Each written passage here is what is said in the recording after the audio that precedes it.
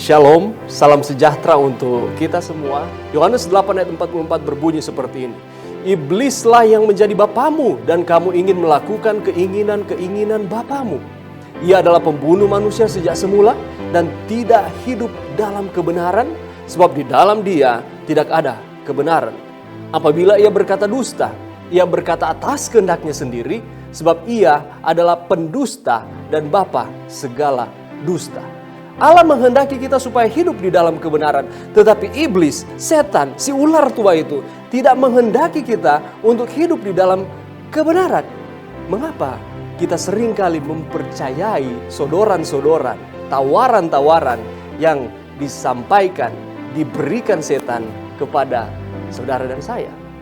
Setan adalah pembuat kebohongan. Tipuannya itulah yang menjadi inti dari gangguan-gangguan emosi kita.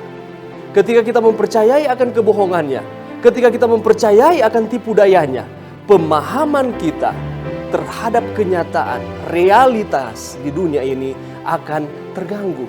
Beberapa kebohongan yang seringkali kita percaya sebenarnya itu kita tahu bahwa itu tidaklah benar.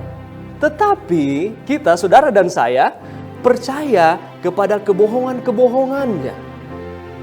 Percaya terhadap perasaan-perasaan kita.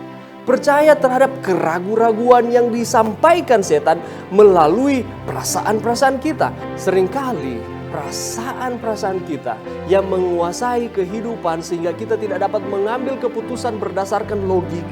Tipuan terbesar setan ini menciptakan gangguan mental yang parah di dalam kehidupan kita. Testimonies volume 3 halaman 184 di sana menginformasikan seperti ini. Tetapi hanya sedikit orang yang menyadari kuasa yang dimiliki oleh pikiran atas tubuh. Banyak penyakit yang menyerang manusia bersumber dari pikiran dan hanya bisa diobati oleh memulihkan pikiran kepada kesehatan. Ada sangat banyak orang, lebih dari yang kita bayangkan, yang sakit secara mental. Kelihatannya katanya baik-baik secara fisik, tetapi sakit secara mental. Penyakit hati membuat banyak orang terganggu pencernaannya karena kesusahan mental mempunyai pengaruh yang melumpuhkan pada organ-organ pencernaan. Seringkali kita pergi ke dokter, kita mengeluh kita sakit. Sudah bolak-balik dokter tetapi tidak sembuh-sembuh. Tetapi di dalam kutipan ini di sana dikatakan bahwa penyakit yang menyerang manusia, banyak penyakit yang menyerang manusia bersumber dari apa? Dari pikiran-pikiran kita. Ada banyak orang yang mengeluh dengan masalah-masalah pencernaan, baik itu GERD, baik itu asam lambung, baik itu sakit mah karena belum makan dan lain sebagainya. Tetapi di sini diinformasikan bahwa penyakit hati ini membuat banyak orang terganggu pencernaan. Jadi kalau kita mungkin sakit mah, asam lambung, GERD, kita bolak-balik rumah sakit tapi tidak sembuh-sembuh, mari kita cek mungkin ada masalah di dalam hati kita. Ada penyakit di dalam hati kita yang perlu kita akui itu kepada Tuhan, dan Tuhan akan menyembuhkan. Di dalam buku Hidup yang Terbaik halaman 241, hubungan yang terjalin antara pikiran dan tubuh sangatlah erat. Tidak bisa dipisahkan antara pikiran dan tubuh kita. Ketika satu terpengaruh, yang lain dapat terpengaruh juga. Kondisi pikiran mempengaruhi kesehatan jauh lebih besar daripada yang disadari banyak orang. Banyak penyakit yang diderita oleh pria dan wanita adalah akibat dari apa? Depresi mental. Apa itu? Kesedihan, kecemasan, ketidakpuasan, penyesalan, rasa bersalah, ketidakpercayaan, dan lain-lain lagi. Semua cenderung menghancurkan kekuatan hidup dan mengundang kerusakan, bahkan kematian.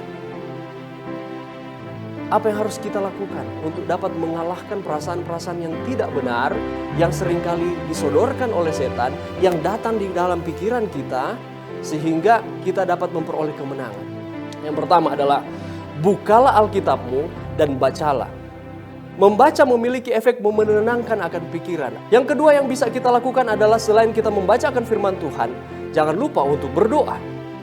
Hal yang ketiga, lakukanlah kebaikan untuk orang lain. Jangan hanya berpusat kepada diri kita sendiri, tetapi mari kita berusaha, walaupun dalam hal-hal yang masih kecil atau dalam hal-hal yang kecil. Yang keempat, makan teratur dengan gizi seimbang dan jangan lupa minum air yang cukup. Apabila Anda saat ini sedang marah, tidak bisa menahan akan kemarahan ataupun kesedihan Anda, coba cek apakah perut Anda sudah terisi atau belum. Mari kita menjaga akan perut kita ini juga. Apa maksudnya? Dengan memakan makanan yang bergizi. Perhatikan waktu tidurmu. Tidurlah yang cukup. Hadapilah kecemasan dan ketakutanmu dan jangan lupa untuk tersenyum. Review and Herald 27 Februari 1913. Bila mana kita membicarakan tawar hati dan kemurungan, setan mendengarkan dengan sukacita yang kejam. Karena hal itu menyenangkan dia karena mengetahui bahwa ia telah membawamu ke dalam perbudakannya. Setan tidak bisa membaca pikiran kita, tetapi ia bisa melihat gerak-gerik kita, mendengarkan kata-kata kita, dan dari pengetahuannya yang sejak lama mengenai manusia, dia sudah sangat berpengalaman, ia bisa membentuk penggodaannya untuk memanfaatkan titik-titik lemah tabiat kita. Kita jangan bicarakan mengenai tawar hati, mengenai kemurungan, mengenai kekecewaan, mengenai ketakutan-ketakutan kita, mengenai depresi kita. Tetapi kita apa? Kita harus sampaikan bahwa kita ini diberkati oleh Tuhan. Kita ini tidak pernah ditinggalkan oleh Tuhan. Allah terus bersama-sama dengan kita sehingga ia tidak bisa membuat godaan-godaan, menawarkan tipuan-tipuannya, dan kita dapat dengan mudahnya dapat dikalahkan. Kiranya Tuhan memberkati kita. Saya bawa dalam nama Yesus. Amin.